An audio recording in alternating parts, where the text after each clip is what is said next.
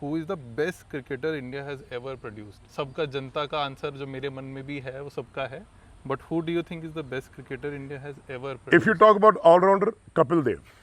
Okay. If you talk about batsmen, then you have Yuvraj Singh, Sachin Tendulkar, BVS Lakshman, Saurav Ganguly, all these guys. But I think UV is topping everybody in my book because what he played, He was an all-round cricketer. what cricket he played, where he batted with all these youngsters, with all these Diggaj players, all these seniors. He would have played about 200 test matches and maybe 200 centuries, which I thought. Correct. And he was capable of. But I think that's my name. Yeah. बिल्कुल fair है sir. मेरा इस पे जवाब सचिन तेंदुलकर होता, हाँ. Because मैं उनको देख के बड़ा हुआ हूँ. उनका character, how he is like a Sadhu. Amazing. No doubt about it. I think that is why Sachin Tendulkar and Yuvraj Singh are best of pals. UV उसको अपना बड़ा भाई मानता है, उसको अपना godfather मानता है. So I think that is why I would say Sachin, Yuvraj, two people who gel like sadhus and very good human beings. अच्छा, फिर कमेंटेटर्स होते हैं, ठीक है, जो लोग क्रिकेट की व्याख्या करते हैं. 4 नाम लूंगा, इनको आप ऑर्डर में लगाइएगा. जी. Navjot Singh Sidhu, Number 1. Harsha Bhogle, Aakash Chopra, Geoffrey Boycott. Navjot Singh Sidhu, Harsha Bhogle, Aakash Chopra, Geoffrey Boycott, no commentator. No comment. No.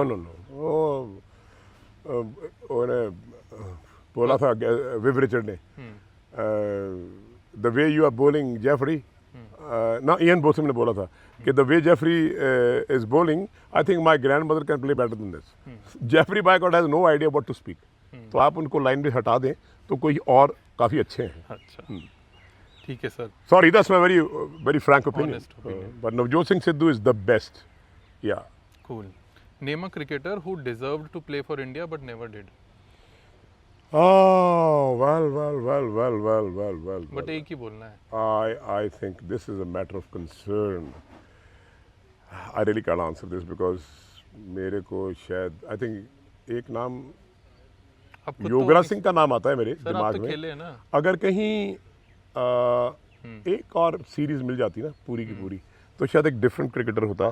क्योंकि ये बात अशोक मनकर ने बोली थी कि Sunny, I am going to give you number 4 batsman and a very great fast bowler in Yograj Singh, I need 1 more year. तो उस साल वो मुझे भेजना नहीं चाह रहे थे. I think that was one person who should have played for India for a long time. बाकी मेरे ऐसे और भी हैं क्योंकि जो नहीं खेल पाए पर बहुत अच्छे थे because of few reasons. Okay. And name a cricketer who didn't deserve to play for India but did. Oh, so many of them. I mean, world cup जीता हमने. 4-5 प्लेयर तो ऐसे थे जो शायद स्टेट लेवल के थे. सिर्फ एक. हाँ, आई थिंक. मैं आपसे डिप्लोमेसी नहीं एक्सपेक्ट. नहीं, मैं डिप्लोमेसी है भी नहीं. मैं 4-5 प्लेयर ऐसे हैं जो शायद कितने, सुनील वॉल्सन हैं, कीर्ति आज़ाद हैं, बलविंदर सिंह संधू हैं, रॉजर बिन्नी हैं, सुरू नायक हैं. Well, in my book, they were very ordinary cricketers who had not played for India, but then they did. Destiny is they did. Okay. अभी जो ये पेरेंट और चाइल्ड रिलेशनशिप है, क्या ये विद इंक्रीजिंग टेक्नोलॉजी बदल रहा है? क्या और ज़्यादा पॉजेसिव हो रहे हैं पेरेंट्स? क्या लग रहा है आपको? I am sorry to say, son, मैं तो कृष्ण बुलाऊंगा तुम्हें. मेरे बड़ा I have great love for Krishna, to be very honest. Ramchandra ji और कृष्ण जी से इतना कुछ सीखने को मिलता है. मैं ये बड़े दुख के साथ कहना पड़ता है कि हमारे इंडियन पेरेंट्स जो हैं जी, भाई बुरा मत मानना मेरी बात का, मैं बात ऑनेस्ट और सच बोलता हूँ. इनको बच्चे पैदा करने आते हैं, इनको बच्चे पालने का ढंग 0.1% पेरेंट्स को भी नहीं है. क्यों? मेरा बच्चा, मेरी बेटी, मेरा बेटा, मेरी जायदाद, इसके लिए जायदाद, ये पैसा. अब आप हैं, आपके माँ बाप बोलते होंगे क्या करता है तू, सिंगल चाइल्ड है, तेरे को ये करना चाहिए, तेरे को वो करना चाहिए, तो खूब पैसा कमा, गाड़ी बना, ये ले. उनकी सोच वो कुएं के डड्डुओं जैसी है.